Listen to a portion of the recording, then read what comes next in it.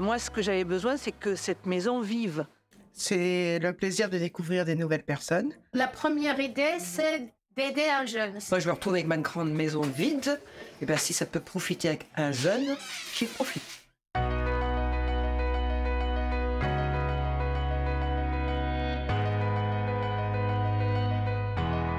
On arrive avec un projet, on l'a affiné au fur et à mesure avec le réseau Habitat Jeune. Donc on est arrivé à une sorte de kit un peu d'organisation. On va chez les hébergeurs, donc un couple d'hébergeurs et leur fille qui accueillent du coup une jeune. Bonsoir. Bonsoir Anne de Fouine. Bonsoir, ça va? Ça va et vous? Oui. Très bien. HTH, c'est un dispositif où des hébergeurs vont pouvoir mettre à disposition de jeunes des chambres chez eux. Ça aide à payer un petit peu ses factures. Il y a un modèle de contrat d'hébergement, de contrat de bail qui est tout fait, on a juste à l'utiliser. Parce que moi, je sais très bien que si je mets une annonce au bon coin, je vais être inondée d'appels. C'est une première expérience, vraiment toute première expérience. Quand j'ai vu ce journal, je dis après tout, on pourrait peut-être reprendre des petits jeunes comme ça. Il recherchait des personnes pouvant héberger des jeunes. Et donc, j'ai dit oui, ça peut m'intéresser. Voilà, j'ai trouvé l'asso et je trouve que c'est bien aussi, parce que ça permet d'avoir un lien. La rencontre avec le foyer des jeunes travailleurs, la rencontre avec Anaïs, sa famille, nous ont plutôt encouragés à accueillir comme ça Anaïs de façon régulière. Et c'est en alternance, ça nous convient pleinement puisque finalement c'est quelques jours par semaine. Par rapport à notre vie de famille, nous laisser un petit peu de temps. En tant que maman, j'ai la même contrainte, c'est de trouver un logement à ma fille à l'étranger. Donc en contrepartie, je logeais une étudiante à la maison. Puisque là, il y a quand même un territoire qui, économiquement, a du mal à recruter des salariés. On voit qu'accéder à un hébergement ou acheter une maison, c'est très compliqué sur le territoire. On peut avoir aussi bien des jeunes qui viennent de la commune d'à côté, qui n'ont simplement pas de moyens de locomotion. On peut avoir des jeunes qui viennent de l'autre bout de la France, ou bien on a des jeunes, des fois, qui viennent même de l'étranger. J'ai appelé l'Office du tourisme qui m'a orientée vers différents organismes, soit des particuliers, soit l'association. Et du coup, j'ai contacté l'association. C'est difficile de trouver un logement ici à la période d'été. J'ai contacté l'association, l'entreprise pareil, elle a aussi contacté l'association. Du coup, ils ont trouvé un logement chez l'habitant. Je l'ai connu le dispositif par du bouche à oreille. C'est mes parents qui se sont renseignés. Du coup, j'ai proposé à ma copine aussi pour son apprentissage et tout ça. Et après, ça s'est fait plutôt naturellement. Mais c'est la première fois que je loge ailleurs. Donc, vous soyez familial.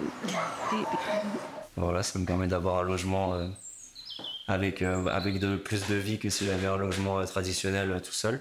Parce que ça permet à des hébergeurs de créer du lien social, intergénérationnel, avec des jeunes et puis des moins jeunes, et puis pour certains, de rompre d'un certain isolement. L'idée, c'est d'utiliser les biens de toute personne, de pouvoir valoriser en fait les maisons qui vont être plus grandes et qui vont avoir de la possibilité d'accueil chez eux.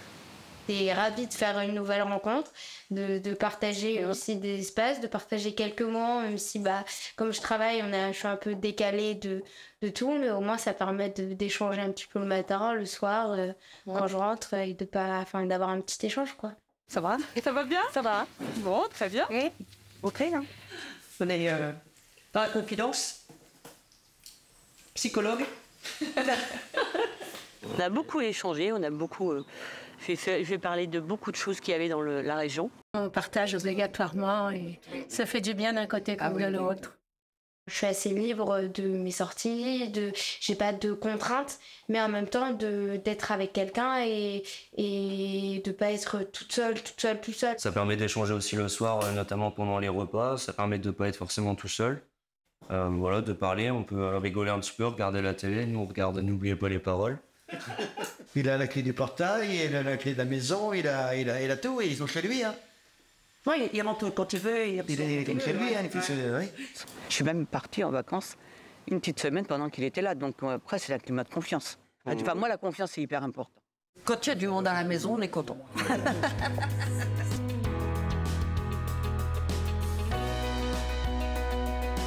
Les jeunes hébergés vont avoir les mêmes droits qu'un résident qui habite sur notre résidence. Il va pouvoir bénéficier des différents services. à savoir l'accompagnement individuel, l'accompagnement collectif avec les animations en soirée ou en week-end, et puis également des services tels que le restaurant. Il va pouvoir aussi créer du lien avec d'autres jeunes qui vont être présents ici, donc ça permet vraiment d'ancrer le jeune sur le territoire et qu'il puisse vraiment s'y installer par la suite.